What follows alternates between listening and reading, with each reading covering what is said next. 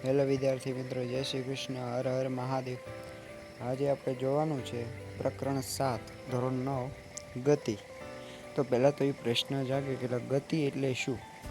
કોણ પદાર્થ છે, કયો પદાર્થ છે ગતિ કરે છે અને કયો પદાર્થ સ્થિર છે, એ આપણે કહેવું હોય તો કેવી રીતે કહી શકીએ? તો સામાન્ય ગતિની વ્યાખ્યા એવી થાય છે કે સમયની સાથે કોઈ પણ પદાર્થ અથવા વસ્તુ પોતાનું સ્થાન બદલે તો તે ગતિ કરે છે તેવું કહી શકાય। અને સમયની સાથે કોઈ પણ પદાર્થ છે એ પોતાનું સ્થાન બદલતો નથી તો તે પદાર્થ ગતિ નથી કરતો તેવું કહી શકાય, એટલે કે પદાર્થ સ્થિર છે એવું કહી શકાય। પછી આપણે જોવાનું છે ગતિના પ્રકાર।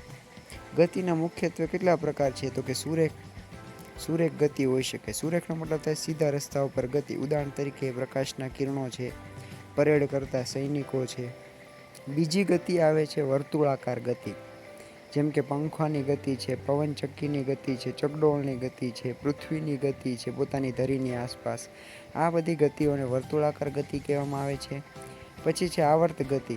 આવર્ત ગતિ એટલે કે દોલિત ગતિ।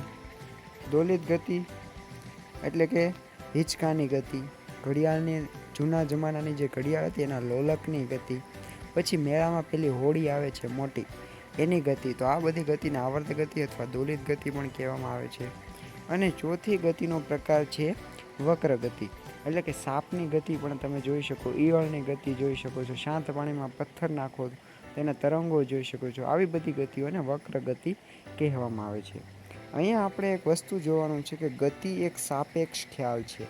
સાપેક્ષ ખ્યાલનો મતલબ શું થાય કે વસ્તુનું નિરીક્ષણ ક્યાંથી કરવામાં આવે છે ગતિ એના ઉપર આધાર રાખે છે।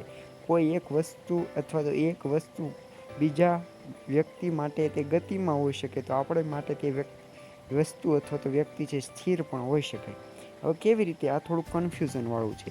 ઉદાહરણ તરીકે તમે કોઈ બસની અંદર મુસાફરી કરો છો, તો મુસાફરીની અંદર તમે બસમાં આગળ જાઓ છો તો તમે બારીની બહાર જોતા હશો વૃક્ષો પાછળની દિશામાં ગતિ કરતા હોય તેવું પ્રતીત થાય છે, પરંતુ કોઈ બહાર ઊભેલી વ્યક્તિ માટે તે વૃક્ષો કેવા છે? સ્થિર। તો એના માટે તે વૃક્ષો સ્થિર છે, જ્યારે આપણા માટે તે વૃક્ષો કેવા છે?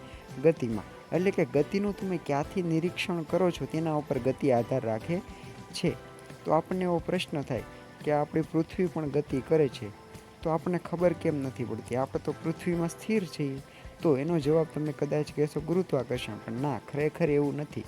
આજુબાજુનું વાતાવરણ, તમારી આજુબાજુમાં રહેલી વસ્તુ બધી જ એક સાથે ગતિ કરે છે, તો બધી જ એકબીજાની સાપેક્ષમાં કેવી છે? સ્થિર છે। જો કોઈ વ્યક્તિ મંગળ અથવા ચંદ્ર ઉપરથી પૃથ્વીનું નિરીક્ષણ કરે તો વસ્તુ શેમાં દેખાશે? ગતિમાં। બધી જ વસ્તુઓ પૃથ્વીની સાથે સાથે ગતિ કરે છે તેવું તેને દેખાય। એટલે ગતિ એક કેવો ખ્યાલ છે? સાપેક્ષ ખ્યાલ છે।